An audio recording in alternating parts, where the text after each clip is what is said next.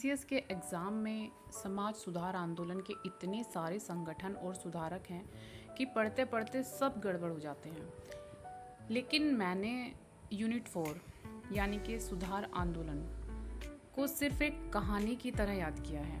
एक बार सुन लिया तो परीक्षा तक भूलना मुश्किल होगा। तो चलिए चलते हैं 19वीं सदी के भारत में, जहां भारत माता अपने टूटे हुए महल को बचाने के लिए समाज सुधारकों को बुलाती है।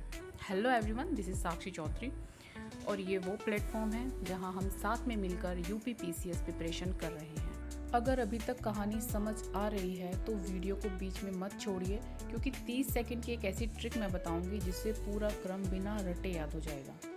कहानी का शीर्षक है भारत माता का टूटा हुआ महल और हमारा टारगेट है सुधार आंदोलन और उससे जुड़े व्यक्तित्वों को याद करना, जिसको हम कहानी के थ्रू याद करेंगे ताकि हम भूल ना पाए, क्योंकि कहानियों को याद रखना काफ़ी आसान होता है। तो एक समय की बात है, भारत माता एक पुराने से महल में रहती थी, लेकिन महल टूट चुका था। सबसे ज़्यादा दुख उन्हें स्त्रियों की दयनीय दशा देखकर होता था। तभी एक एक करके समाज सुधारक महल की मरम्मत करने आए। सबसे पहले आए राजा राम मोहन राय और बोले कि मैं ब्रह्मा समाज की पहली ईंट रखता हूँ। फिर देवेंद्रनाथ आए, देवेंद्रनाथ टैगोर यानी कि रविंद्रनाथ टैगोर के पिता। उन्होंने उस ईंट को मजबूत किया। इसके बाद केशव चंद्र सेन आए और महल में नई खिड़कियां लगा दी ताकि नए विचार अंदर आ सके।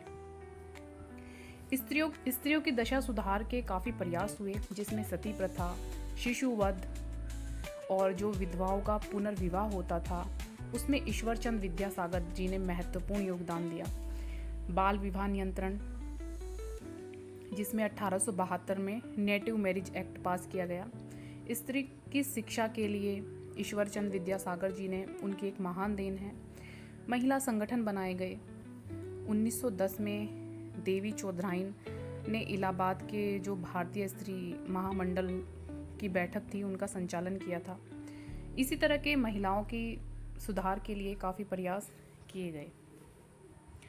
उधर महाराष्ट्र के कुछ लोग आए और बोले हम प्रार्थना समाज बनाएंगे।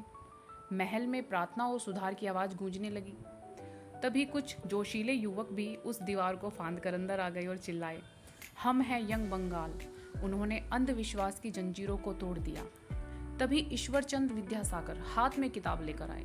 उन्होंने महल का वह कमरा खोला जहां महिलाओं की शिक्षा बंद थी और विधवा विवाह का नया दरवाजा खोल दिया।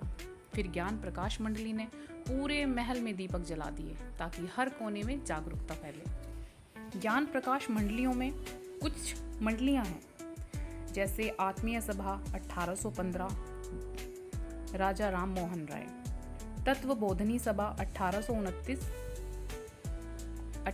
तत्वबोधिनी सभा 1839 देवेंद्रनाथ टैगोर, परमहंस मंडली 1849 दादोबा पांडुरंग एवं उसके सहयोगी, ज्ञान प्रसार मंडली 1848 महाराष्ट्र के कुछ सुधारकों द्वारा हुआ था।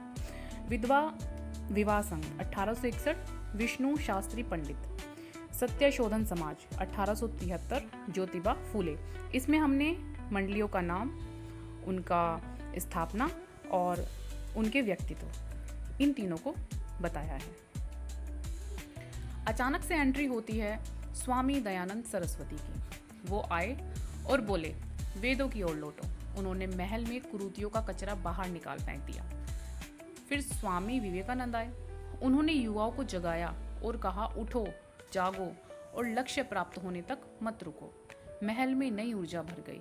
अंततः राधा स्वामी आंदोलन आया। उन्होंने पूरे महल में प्रेम, भक्ति और मानवता के फूल लगा दिए। अब भारत माता मुस्कुरा रही थी क्योंकि उनका महल फिर से रोशनी से भर गया। हमने पूरी यूनिट 4 को एक कहानी में याद किया। अब किताब बंद करके इस कहानी को एक बार अपने मन में दोहराइए। अगर कहानी याद है तो पूरा टॉपिक क्लियर है।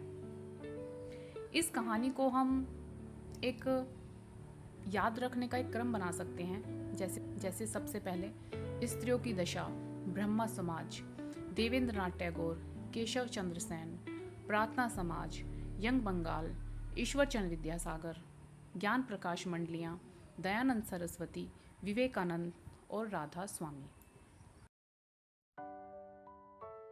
ऐसी ही कहानियों से पूरी यूपीपीसीएस हिस्ट्री कवर करनी है तो इस चैनल को सब्सक्राइब कर लीजिए, क्योंकि मैं खुद स्टोरी वे में कठिन से कठिन टॉपिक आसान बनाकर याद करती हूँ, उनको कहानी में बदलकर।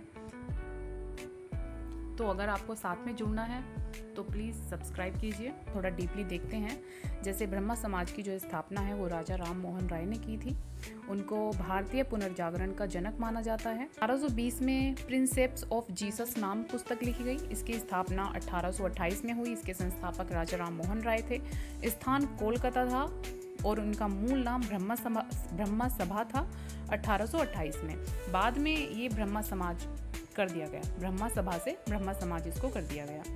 तो इसके कुछ उद्देश्य थे, जैसे ब्रह्मा समाज में भवन में मूर्ति, चित्र, पेंटिंग इत्यादि पूजा करने की अनुमति नहीं थी, क्योंकि वो एकेश्वरवाद को मानते थे। शुद्धिकरण एवं एकेश्वरवाद। 1833 ब्रिस्टल इंग्लैंड में मोहन राय का निधन हो गया। ब्रह्मा समाज के जो योगदान है उनको देखते हैं। मूर्ति पूजा का विरोध, सती प्रथा और बहु पत्नी प्रथा का विरोध, विधवा विवाह का समर्थन, बाल विवाह का विरोध, कर्म फल में विश्वास, निर्गुण ब्रह्मा की उपासना, धार्मिक पुस्तक पुरुष वस्तुओं की सर्वोच्चता में अविश्वास, छुआछूत, अंधविश्वास, जातिगत भेदभाव का विरोध और बांग्ला और अंग्रेजी शिक्षा प्रचार प्रसार का समर्थन। प्रार्थना समाज के बारे में देखते हैं। 1867 में मुंबई में केशवानंद जी के सहयोग से डॉक्टर आत्माराम पांडुरम ने प्रार्थना समाज की स्थापना की थी। धार्मिक सुधारों की अपेक्षा सामाजिक सुधारों पर अधिक बल दिया था। थियोसोफिकल आंदोलन, इसकी स्थापना 1875 में न्यूयॉर्क, अमेरिका। सोसाइटी की थियोसोफिकल आंदोलन की प्रमुख नेता एनी बेसेंट थी, जो 1907 में बनी थी। बाद में इन्होंने होम रूल आंदोलन की भी शुरुआत की थी और बनारस हिंदू विश्वविद्यालय की स्थापना में इनका एक महत्वपूर्ण योगदान रहा है। तो मिलते हैं नेक्स्ट संडे नेक्स्ट वीडियो में। Thank you so much for watching and see you in the next video.